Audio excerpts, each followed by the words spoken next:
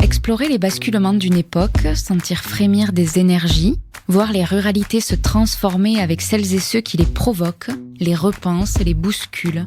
Finta, c'est le podcast qui nourrit des esprits, des envies d'agir et des espoirs très concrets à l'échelle locale. Finta donne à entendre l'Aveyron à travers celles et ceux qui ont choisi d'habiter ici et maintenant, de s'engager aujourd'hui pour demain. Je suis Lola Cross et j'arpente ce bout de campagne depuis 10 ans comme journaliste. Avec Finta, je vous invite à croiser des regards, à finter de plus près. Et ça commence tout de suite. Plouc, pecno, cutéreux, bouseux, ces mots nous collent à la semelle. On en rirait s'ils n'étaient pas chargés d'un sentiment partagé d'infériorité des ruraux sur les urbains. Valérie Joussomme, elle, a décidé de renverser la table. Si nous sommes plouc, alors nous en serons fiers aussi. C'est le titre de son livre Plouc Pride, sous-titré « Un nouveau récit pour les campagnes ». Géographe, elle balaye la théorie d'une France périphérique en déprime, à l'agonie, paralysée par la fermeture de ses services publics, la crise du modèle agricole, le vieillissement et l'isolement. Aux habitants des campagnes, elle veut rendre la parole et réhabiliter les mémoires paysannes pour qu'un futur désirable et un nouveau monde émergent de l'expérience rurale. Son livre, Plouc Pride, règne en maître dans ma bibliothèque depuis 3 ans. Il a été absolument fondateur dans la réflexion pour Finta, parce qu'il est question de se réapproprier la parole, de penser la représentation des habitants des campagnes, de retrouver un pouvoir de réflexion et d'action, localement. Avec Valérie Joussomme, j'inaugure un nouveau rendez-vous de Finta, avec celles et ceux qui pensent la ruralité. Ils ne vivent pas forcément en Aveyron et en cela ils sortent un peu de la ligne du podcast, mais je crois que leurs regards viennent compléter notre puzzle.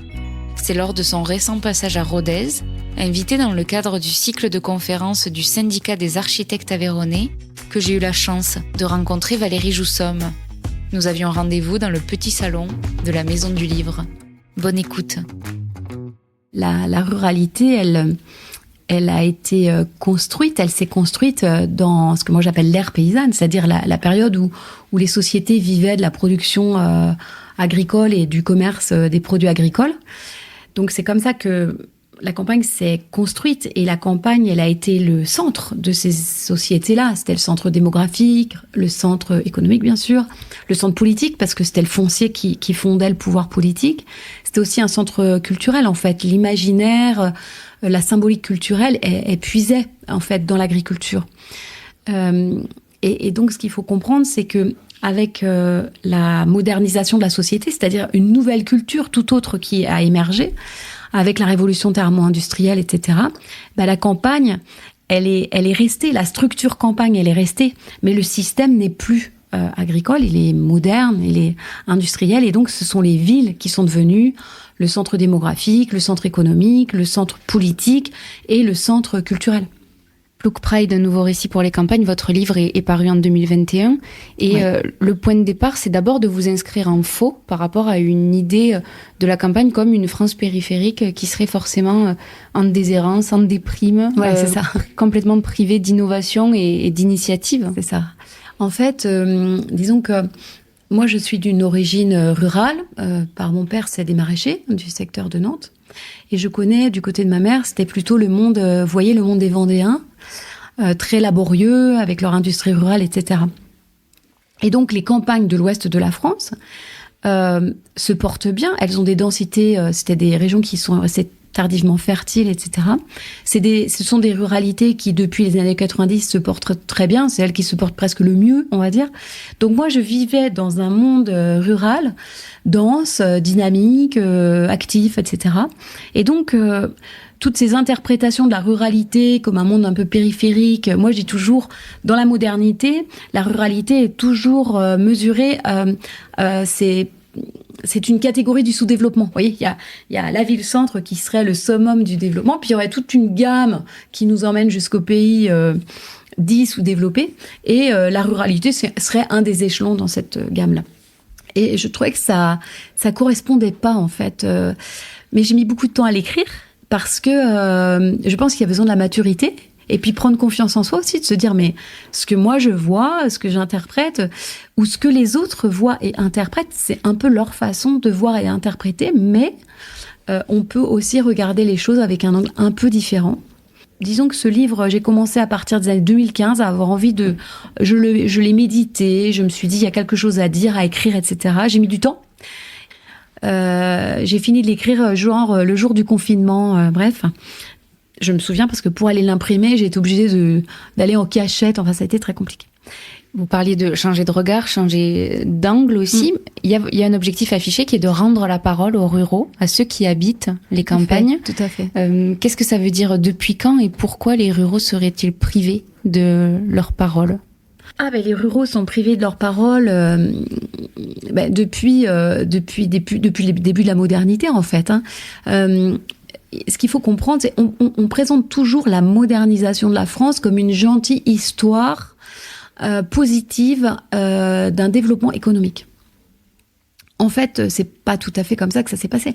En réalité, la modernité est une culture qui s'est opposée en fait à la culture paysanne qui était avant. La culture moderne, c'est une culture issue de la bourgeoisie. Et donc, il y a un très beau livre qui s'appelle « Le sacrifice des paysans, une catastrophe anthropologique et sociale », où ils disent qu'est-ce qu'on appelle le développement. Ce qu'on appelle le développement, c'est l'éradication des sociétés paysannes de la surface de la terre. Donc en réalité, c'est très violent. Moi, je dis toujours que les paysans, c'est un peu les colonisés de l'intérieur. C'est du même acabit que l'acculturation des Indiens d'Amérique ou d'ailleurs. C'est une éradication des modes de vie paysans qui va avec une homogénéisation de la France aussi. Oui, et puis aussi un changement de la vision du monde, en fait. C'est-à-dire que la société moderne, telle qu'on la connaît depuis un siècle ou 150 ans, elle a vécu sur le minéral. C'est-à-dire que elle a vécu sur le charbon, sur le pétrole et sur tous les minerais pour faire... C'est une société très matérialiste de la matière. Elle s'appuie sur le minéral. Et cette société-là, elle n'a que faire, en fait, de l'écosystème. Parce que, en fait, elle ne dépend pas de l'écosystème. Les paysans, eux, dépendaient de l'écosystème, vous voyez. Je pense que c'est ce qu'on est en train de récupérer aujourd'hui. Et c'est là où on voit, on est en train d'atterrir. Et on est en train d'atterrir dans les écosystèmes. On prend conscience soudainement que nos vies dépendent de l'écosystème et pas seulement du minéral. Et vous parliez donc de cette violence-là, de l'éradication des modes de vie la paysans. Société ça a été une éradication violente. C'est-à-dire que les sociétés paysannes, elles étaient diversifiées parce qu'elles étaient adaptées aux écosystèmes. Donc, en France, il y avait on estime à peu près 400 petits pays. On estime qu'il y avait à peu près 4 à 5 pays par département actuel, vous voyez, qui correspondent à des modifications de l'écosystème, etc. La société moderne, elle a homogénéisé tout ça, en fait. Et puis, ça a été une éradication violente. N'oublions pas qu'on a dévalorisé, on a interdit les langues, on a ridiculisé... tout, en fait. Les façons de s'habiller, les façons de manger, la façon de voir le monde aussi. Et donc, qui s'accompagne de cette ringardisation, de cette humiliation, du sentiment d'infériorité que l'on traîne encore aujourd'hui quand on vit à la campagne. Oui, parce que quand on vit à la campagne, souvent, il y a une infériorité sociale. On va dire, les gens les catégories sociales les plus hautes vont plutôt vivre en ville. Il n'y a pas que, il y avait les ouvriers aussi par le passé dans les villes, mais disons que il y a une différence sociale. Il y a plus de catégories populaires dans les espaces ruraux et il y a plus de catégories supérieures dans les villes. Mais au-delà de cette hiérarchie sociale, il y a aussi la hiérarchie culturelle. C'est-à-dire, il y avait les modernes et puis il y avait les ploucs, c'est-à-dire ceux qui partageaient une culture paysanne. Donc les ploucs, les gueux, les pecnos, tous ces mots-là qui traînent aussi dans nos esprits. Les cutéreux. Les cutéreux vont avec. Et vous avez choisi d'intituler votre livre Plouc Pride. Le titre est génial parce qu'il dit tout quand même en s'inscrivant dans les mouvements de fierté. On a tous en tête les Gay Pride par exemple. Quand on parle de Plouc Pride, de quoi s'agit-il d'être fier alors ? C'est-à-dire qu'on prend une insulte et on va la réutiliser pour la renvoyer à celui qui nous insulte. C'est ça, une resignification subversive. Ce n'est possible que lorsqu'on a dépassé l'insulte. C'est-à-dire, tant que on a honte d'être un plouc, ça veut dire qu'on estime que la culture moderne est supérieure et que effectivement je suis inférieure et l'autre m'insulte et moi j'en suis mortifiée et je reste un peu figée dans ça. La resignification subversive, elle est possible quand on dit Plouc est fier de l'être ou fils de Plouc est fier de l'être, c'est que au fond l'insulte ne prend plus. Et si l'insulte ne prend plus, c'est parce que j'ai pris conscience que la culture moderne, au fond, n'est pas supérieure à la culture de mes ancêtres, dans le sens où, après tout, nos ancêtres paysans ont cultivé peut-être la terre de l'Aveyron pendant 6000 ans ou 7000 ans et ils l'ont pas détruite. Alors que la culture moderne, elle a pu ravager, polluer tous les environnements de vie en moins d'un siècle. Et tout d'un coup, on se dit, mais on nous a traités d'inférieurs nos anciens, alors qu'au fond, cette culture moderne, elle n'est pas mieux. Vous voyez ce que je veux dire ? Et même que ça nous donne de la force pour lui répondre. Et même ça nous donne de la force pour y répondre. Et là, on se dit, mais nos anciens, là, on a quelque chose à recycler d'eux. Et je pense qu'aujourd'hui, on a à se réapproprier les mémoires paysannes. Et je dis toujours, les mémoires ne sont pas là pour cultiver la nostalgie. À quoi sert la mémoire ? Eh bien, la mémoire, notre mémoire, nous sert juste par expérience, à savoir ce qui est bon et ce qui est pas bon, ce qu'on va garder, ce qu'on va pas garder. Et donc, recycler les mémoires paysannes, c'est pas être nostalgique, c'est simplement se dire, il y a des expériences qui n'ont pas d'intérêt et voilà et qui sont du passé et qui resteront dans le passé, mais il y a des expériences, il y a des choses qui étaient positives et qu'on peut recycler de façon contemporaine. Et en particulier dans les sociétés paysannes, l'adaptation à tous les écosystèmes sans les détruire était remarquable. Et que ça, on peut être fier de recycler ça. Le sous-titre du livre, c'est un nouveau récit pour les campagnes. Quelle est la force du récit alors à ce moment-là ? Alors ça, le récit, c'est... Alors on en parle beaucoup maintenant. Je ne sais pas si quand j'ai écrit le bouquin, c'était aussi prégnant en 2018-2019, c'est un peu avant le Covid. Le récit. En fait, dans notre cerveau, on a 2 hémisphères. Il y a l'hémisphère, on va dire, logique, qui lui fonctionne de façon logique, donc il va décomposer la réalité. Et puis, il va faire des enchaînements logiques de cause à effet. Mais ça donne... c'est comme si on avait, je sais pas, une voiture ou une machine, on va dire. Mettons une voiture, tout le monde voit ce que c'est. On décompose, alors là, on a bien compris les pièces, les machins. Mais à la fin, on n'arrive plus à voir la voiture. Vous voyez ce que je veux dire ? Tout est décomposé. Donc, la pensée logique, elle est super efficace, mais tout est décomposé, donc on n'a pas de vue d'ensemble. Et donc, moi, j'utilise l'autre partie du cerveau, qui est la partie, le mythos. C'est la partie qui voit les structures, qui voit les archétypes. Et elle, cette partie-là, elle fonctionne par analogie. Elle va dire c'est comme. Vous voyez ?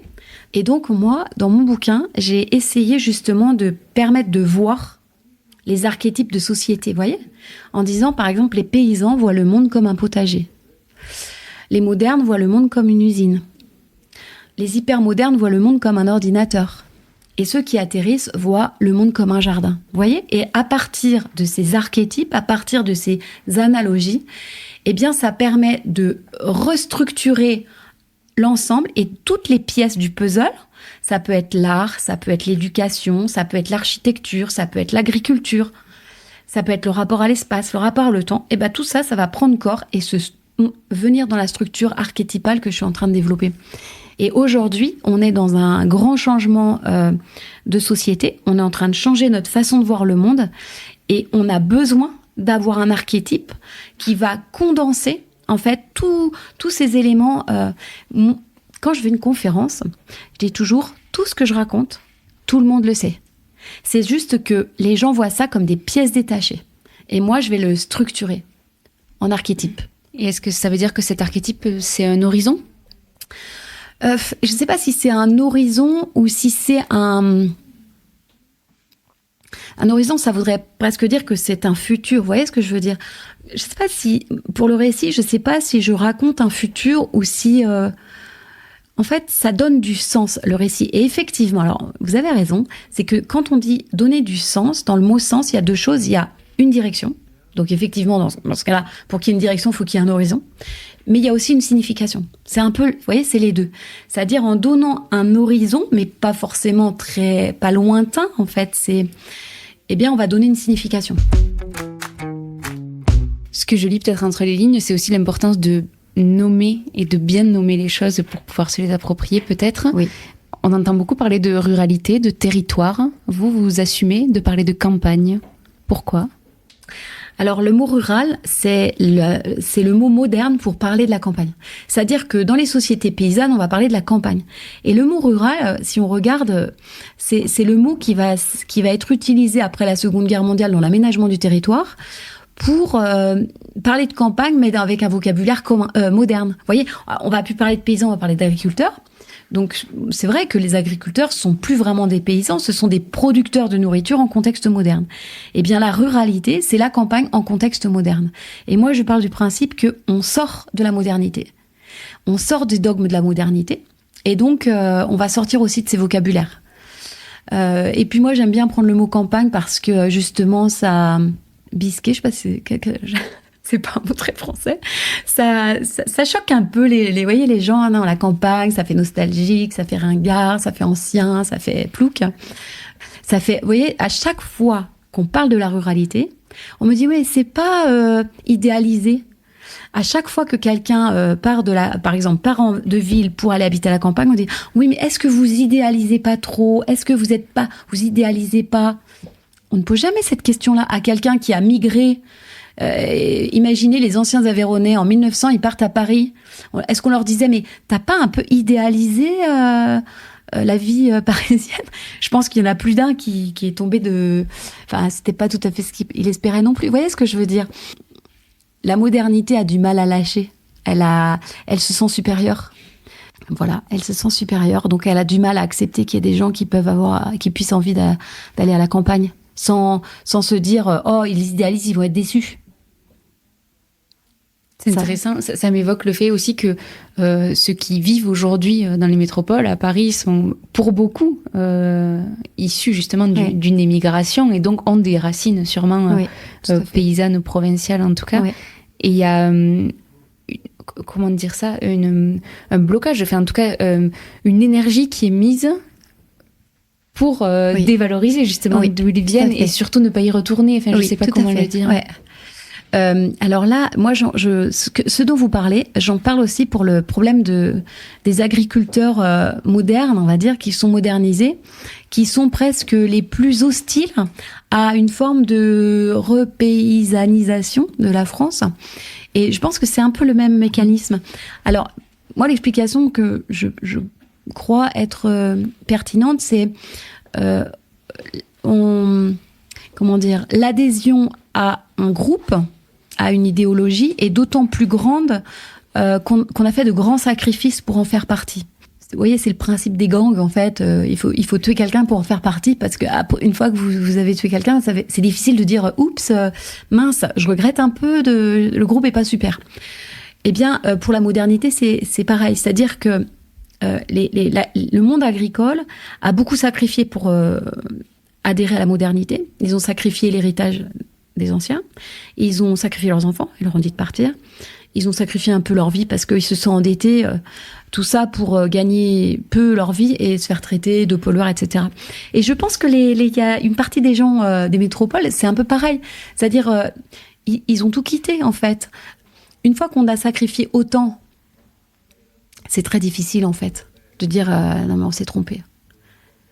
Donc, on va dire, les gens qui ont le plus sacrifié pour faire partie de la modernité seront les derniers à reconnaître que peut-être il y avait des choses très intéressantes dans la campagne. Ce qui est intéressant dans votre bouquin, vous le dites aussi, que justement, au sortir de la Seconde Guerre mondiale, le discours de l'INSEE participe aussi de cet effacement de la campagne, oui. Parce que l'INSEE fait évoluer son vocabulaire, donc l'Institut national de la statistique et des études économiques, fait évoluer son vocabulaire aussi en étendant finalement des pôles urbains. C'est ça. On est dans une société de la modernité, donc c'est la ville qui est le centre. Donc tous les indicateurs mesurent la modernité. Il n'y a pas un indicateur de l'INSEE qui mesure la résistance, par exemple, de la vie paysanne. Ça n'existe pas. Vous trouverez jamais un indicateur de l'INSEE qui vous demande, je sais pas moi, est-ce que vous avez un potager, la part de l'alimentation qui, vous voyez, en autoproduction, j'en sais rien.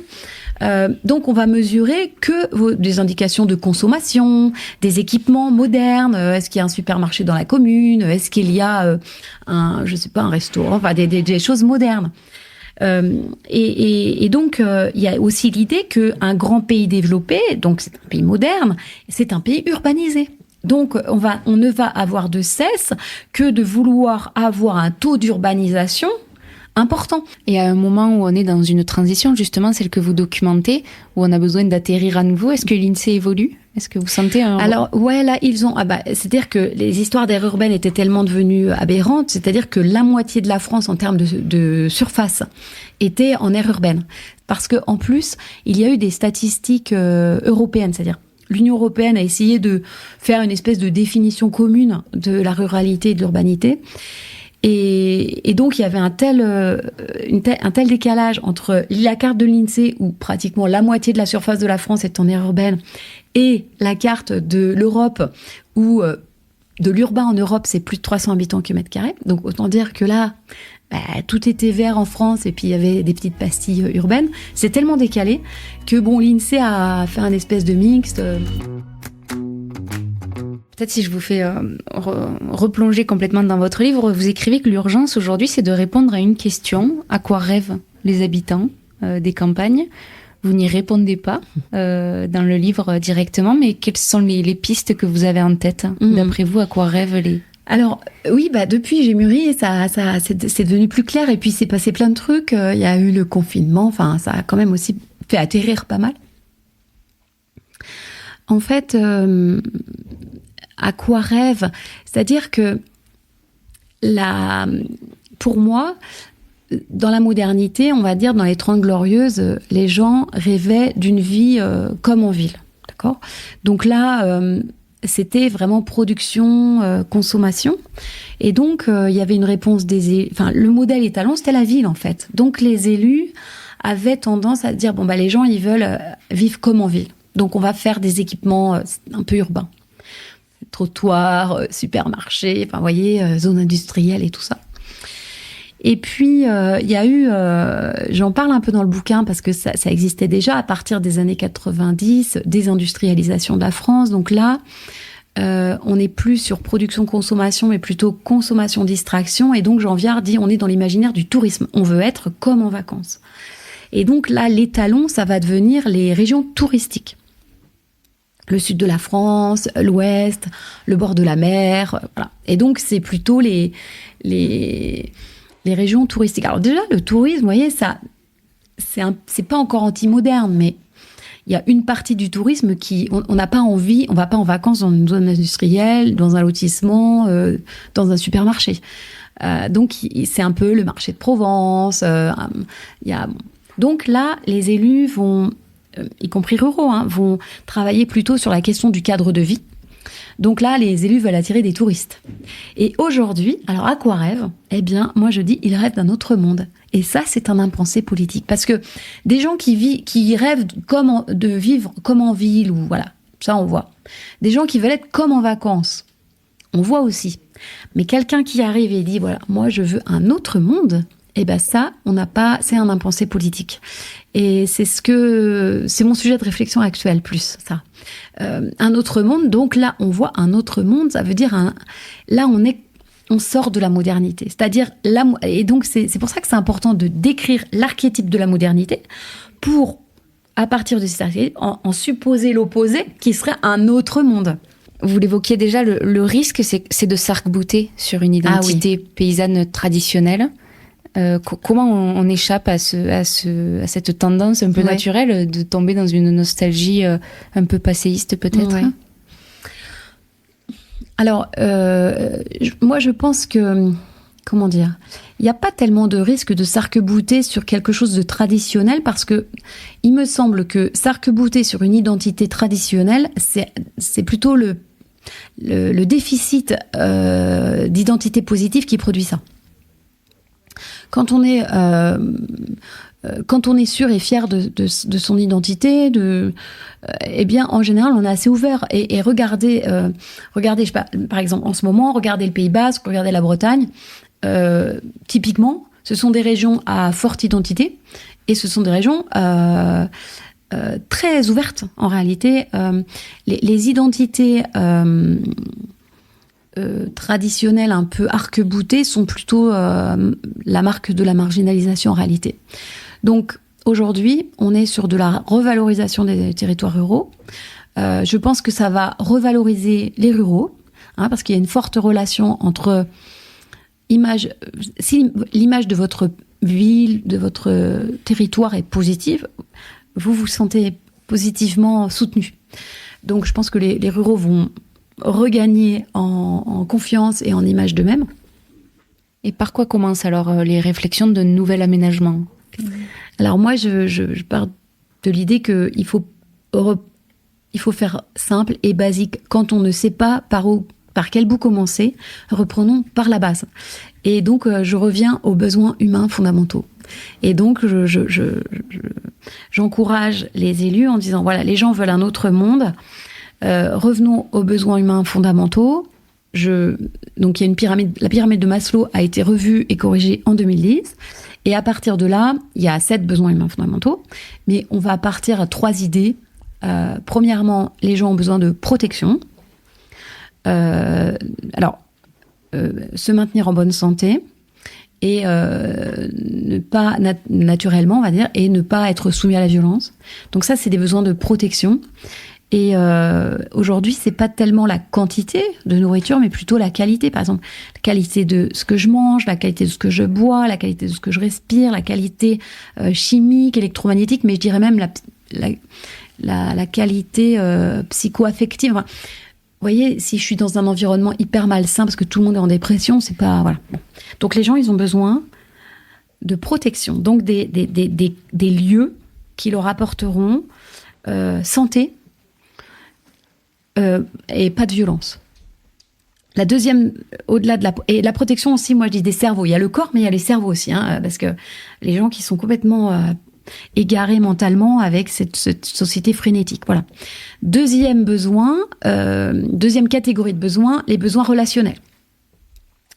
L'être humain a besoin de relations qui ne soient pas des relations marchandes. Et le problème de la société moderne, qui va de pair avec le capitalisme, c'est que tout est marchandisé. Progressivement. Au début, à la Renaissance, c'était que le commerce international, puis le commerce intérieur, puis voilà. Et aujourd'hui, c'est l'éducation, la vieillesse, même les relations amoureuses, tout est marchandisé. Donc, comment les espaces ruraux, par exemple, les petites villes, etc., peuvent travailler sur de la relation humaine non marchande ? Et moi, là, j'invite vraiment les élus à repenser le rôle de l'espace public. Pour moi, les espaces publics de demain, c'est les endroits où on peut créer du nous, c'est-à-dire de la relation et du collectif. Dans une société moderne qui travaille à l'individualisation à outrance et voilà, et la marchandisation. Donc, comment créer du nous ? Et là, je reprends Michel Maffezoli qui dit, pour créer du nous, il faut travailler l'imaginaire qui se développe en 3 idées, le jeu, le rêve et la fête. Donc, comment est-ce que dans l'espace public, on peut créer du rêve, du jeu et de la fête. Et enfin, la 3e catégorie de besoins des humains, ce sont des besoins de sens, des besoins de postérité, d'inscrire, de faire que leur vie humaine ait un sens. Alors là, j'ai pas les réponses, mais j'invite vraiment les élus. Et d'ailleurs, dans les gens qui veulent un autre monde, il y a beaucoup l'idée d'un sens. Dans les jeunes générations, on veut des choses qui ont du sens. Et donc le sens, on le disait tout à l'heure, c'est à la fois de la direction et de la signification. Donc qui dit direction dit du temps. Donc moi je dis toujours prendre soin des générations futures, mais prendre soin des générations passées aussi. Donc c'est la question du patrimoine et c'est la question des mémoires. Comment est-ce qu'on peut donner du sens, en fait ? Et même, alors, on pourrait peut-être donner du sens, par exemple, sur la place du village. C'est-à-dire que, moi, j'ai vu des très belles expériences, notamment en Ardèche, dans des petites communes où la place du village a été refaite collectivement par les habitants, avec un collectif de jeunes architectes. Peut-être que ça peut donner du sens. C'est-à-dire que la place du village, c'est notre place. C'est pas le mobilier, alors je ne vais pas citer de marque, mais vous voyez, ce mobilier... un peu standardisé, où toutes les places de tous les villages de France se ressemblent. Regardez comme les périphéries des bourgades, des petites villes, tout se ressemble aujourd'hui. On va dire le modèle du lotissement qui correspond parfaitement aux besoins d'émancipation de la modernité, il a banalisé.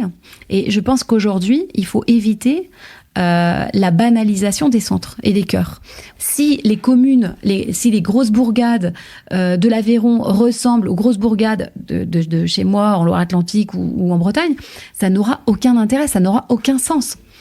Donc voilà, pour moi, l'idée on veut un autre monde, de quoi on rêve d'un autre monde, et comment est-ce qu'on peut commencer à penser le matérialiser, ce serait de dire, on va travailler à la protection des corps et des cerveaux, on va travailler à la relation des cœurs, et on va travailler au sens. Et déjà, en partant de là, on marche après marche, peut-être que je reviendrai dans 5 ans, puis on aura un niveau supérieur, on précisera l'affaire.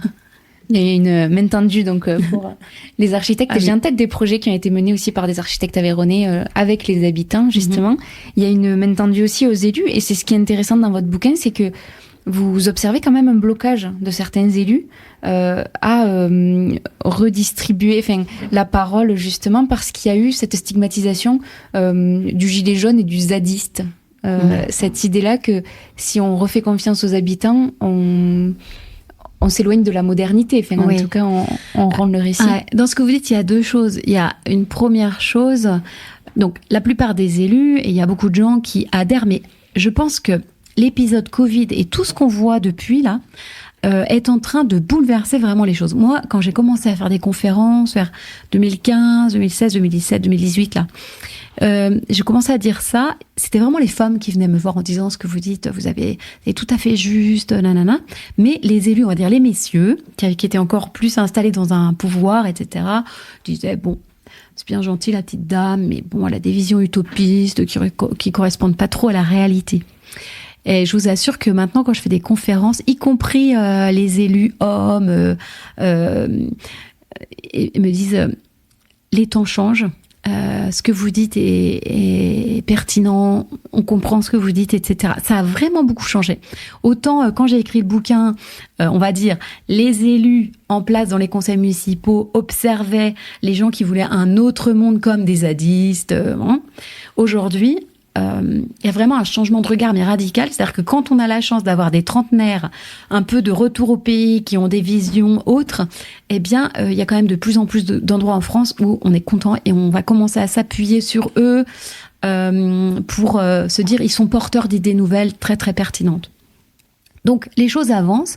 Il y avait une résistance des gens qui étaient acquis à la modernité en disant non, mais le monde est comme une usine, c'est comme ça, on va vers une société de plus en plus technologique, on ne peut pas arrêter le progrès. Enfin, vous voyez, ce genre de discours. Il y a ça.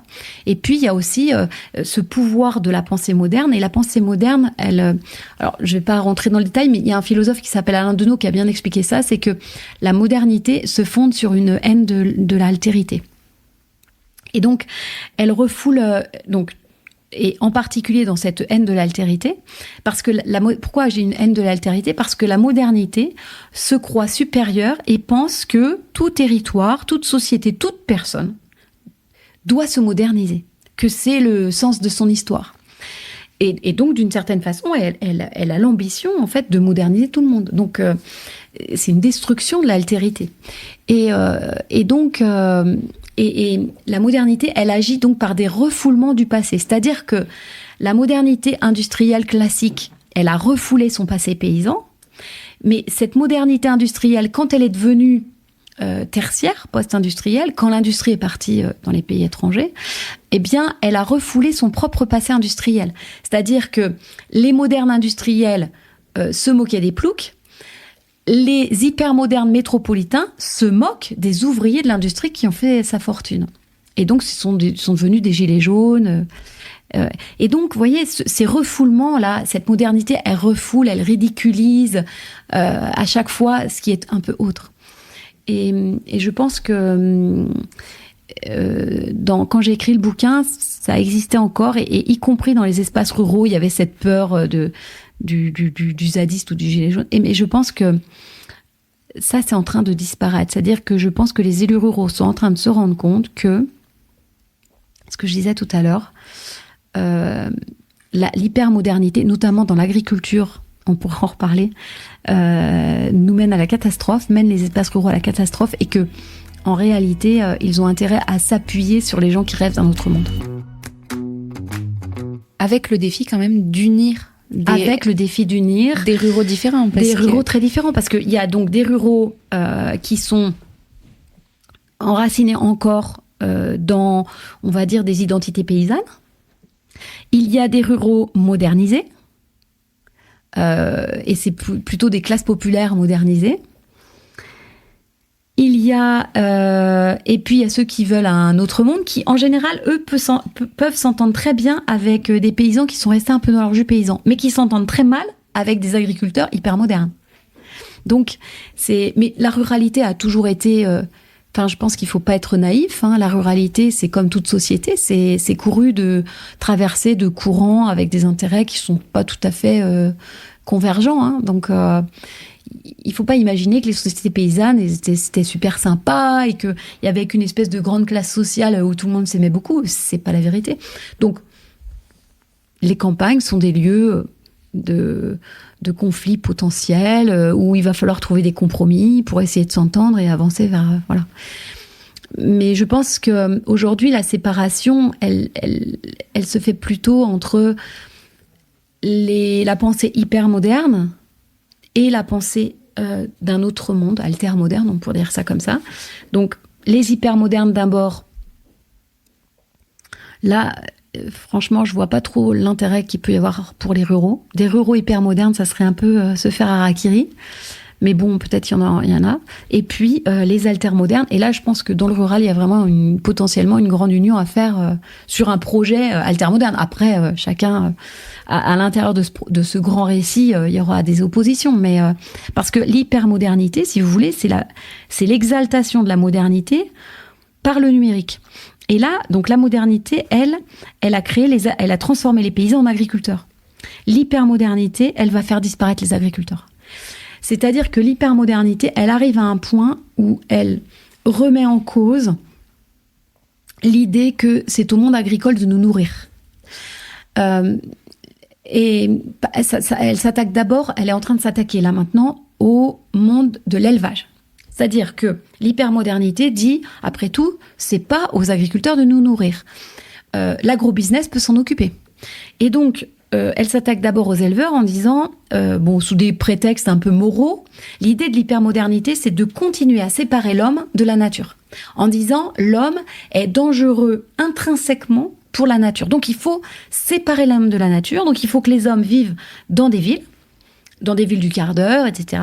Et il faut laisser la nature au monde sauvage. Et donc, il y a une écologie hypermoderne. Cette écologie hypermoderne, elle est pour ça, la séparation de l'homme de la nature, réintroduction du sauvage, etc., etc. Et on poursuit en disant, moralement, c'est mal de manger de la viande, donc il faut plus manger de viande. D'accord ?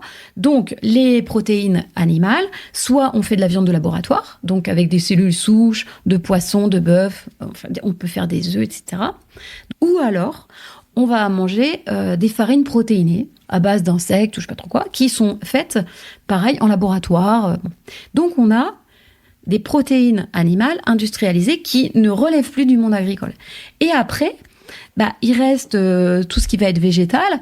Bon, bien, on peut imaginer que ces grandes fermes, à force de se transformer en GAEC et de se motoriser, ne sont plus accessibles à une agriculture familiale. Et donc, l'agrobusiness va acheter les terres. C'est tout à fait ce qui se passe. Par exemple, vous voyez, les plus grands propriétaires fonciers du monde, c'est des Bill Gates, ceux qui possèdent beaucoup de terres dans des pays à basse densité, comme aux États-Unis, mais comme en Ukraine, etc. Et donc là, ils vont produire du blé, du machin, du truc. Et là, il n'y aura pas d'agriculteurs parce que ils vont acheter les terres et puis ils vont mettre sur ces terres, ça se voit déjà dans des régions de faible densité, ils vont mettre, des drones, des robots, des ouvriers agricoles sous-payés et puis quelques chefs techniques à surveiller, tout ça. Donc, en fait, l'hypermodernité, après la fin des paysans dans la modernité, l'hypermodernité, c'est la fin des agriculteurs. Donc je pense que quand même, j'espère que tous les agriculteurs ont bien compris que en fait la course à la modernité les élimine un à un, mais depuis 1850. Et donc l'altermodernité, ce que moi je soutiens, c'est l'idée inverse, et c'est une écologie différente, c'est l'idée de dire l'être humain fait partie de la nature. Et l'être humain doit pouvoir atterrir dans la nature et réapprendre à vivre dans la nature sans la détruire. Ce que nous avons toujours su faire en tant que paysans. Et donc, là, ça veut dire qu'on va revenir à une agroécologie, on peut dire, à une agriculture qui respecte, en fait... donc, c'est une grande révolution agroécologique de l'agriculture à laquelle le monde agricole a un intérêt pour survivre. Même si c'est peut-être difficile à entendre, mais je pense que... et donc là, là se développe aussi une écologie qu'on appelle ancrée, qui est une écologie qui ne va pas s'opposer à l'humain, qui ne va pas s'opposer à l'agriculture, mais qui va travailler avec. Ça m'évoque une expression aveyronnaise, occitane, qu'on utilise beaucoup, c'est le biaïs en Aveyron. Le biaïs, en gros, c'est le bon sens paysan. Mm-hmm. Et en fait, c'est un peu une boussole. Et je trouve que l'agroécologie que vous défendez là, à l'instant, le définit bien, en fait. On s'y réfère toujours, du biaïs. Et je pense que ça peut conclure notre entretien. J'ai une question que je pose à tous mes invités, que je vous soumets. Valérie, c'est en quoi est-ce que vous croyez ? En quoi est-ce que je crois ? Ouais. Moi, je crois qu'on ne sait rien du tout. Je crois que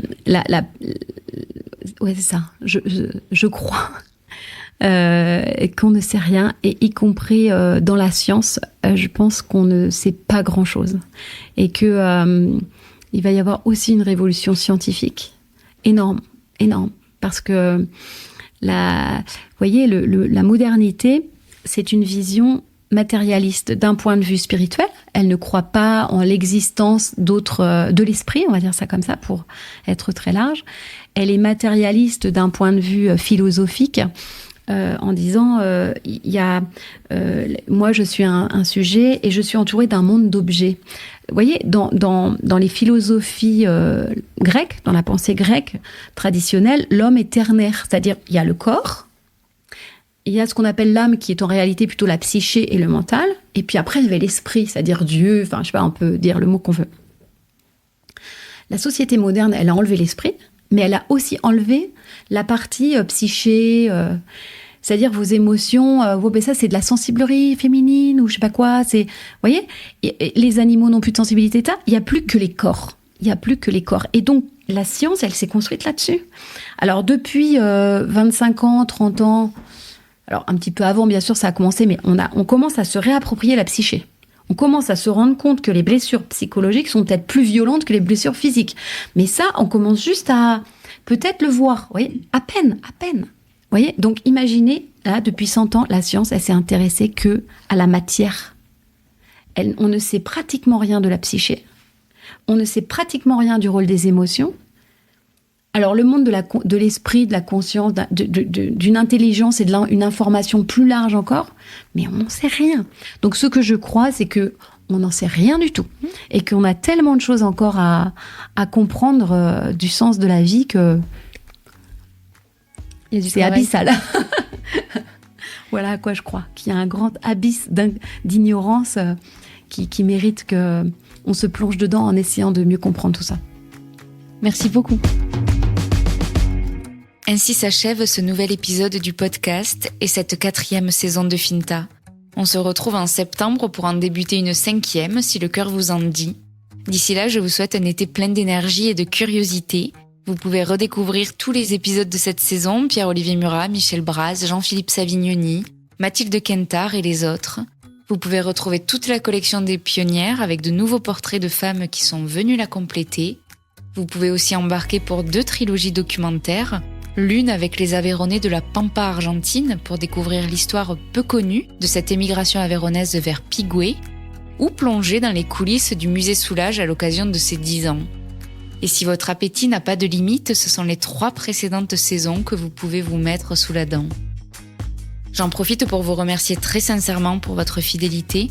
Continuez à parler de Finta autour de vous, de partager les épisodes à vos amis, de laisser des étoiles sur les applis d'écoute. C'est le meilleur soutien que je puisse recevoir pour continuer. Et si vous avez des idées pour la 5e saison, on se retrouve sur Facebook, Instagram ou sur fintapodcast.fr pour en parler dès à présent. Et moi, je vous dis à très bientôt.